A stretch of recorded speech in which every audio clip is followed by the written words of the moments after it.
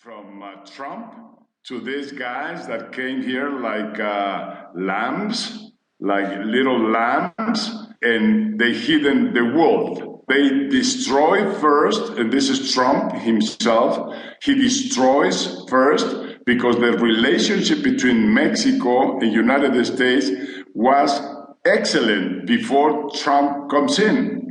And that excellent relationship was destroyed by him.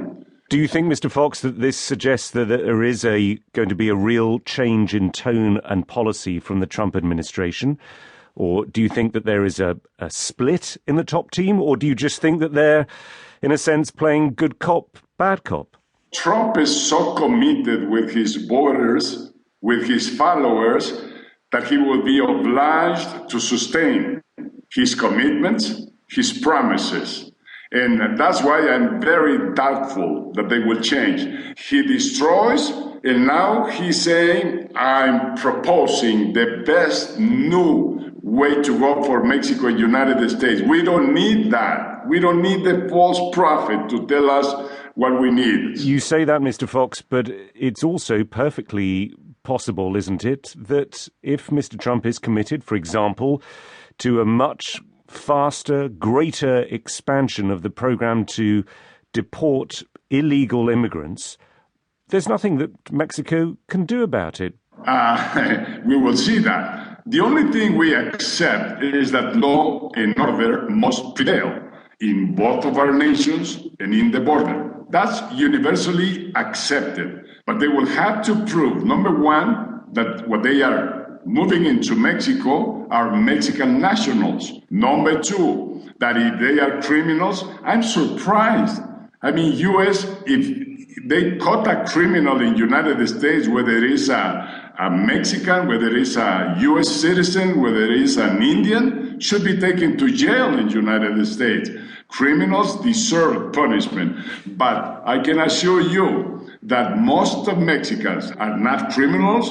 They are loyal. They work hard. They contribute enormously to the benefit of the United States. So here what will happen is mistake after mistake of this poor CEO. And now he has to learn that in politics, you do things different. Except the leverage that Mexico has is perhaps not as great as you suggest. I mean, when it comes, for example, to renegotiating the North America Free Trade Agreement, when it comes to the building of the wall, when it comes to the deportation of these undocumented illegal immigrants, it is Mexico that depends far more on US trade than the other way around, at least as far as the figures are pretty clear on that. No, not that clear. Believe me, it's not that clear because our trade balance is even. What we sell to them is equivalent to what we buy from United States. Well, in nominal terms, but in terms of the share of your economy, the size of your economy, your GDP, vastly more important to Mexico than it is to the United States.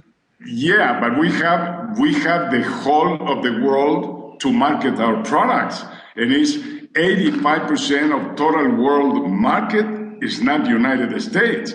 But this situation, a trade war, is a lose-lose war. Nobody wins in that case. And United States will suffer big losses of jobs. Please wake up, U.S. citizens, wake up. This guy is going to take you to the worst crisis that nation has ever had on its economy, on its jobs, and on its relationship with the rest of the world. Just one final question. Your language today, as it's been for a long time about Donald Trump, has been very strong. You've talked about him in very colourful and very harsh language. I just wonder whether, listening to the press conference today from the four ministers, the two Mexicans, the two US ministers, whether you actually think perhaps that's not the right way to talk, that it would be far more productive to extend the hand of friendship rather than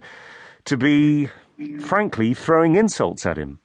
I am offended because I see a negative, pessimistic future because of this guy. But I can tell you, the relationship today broken by him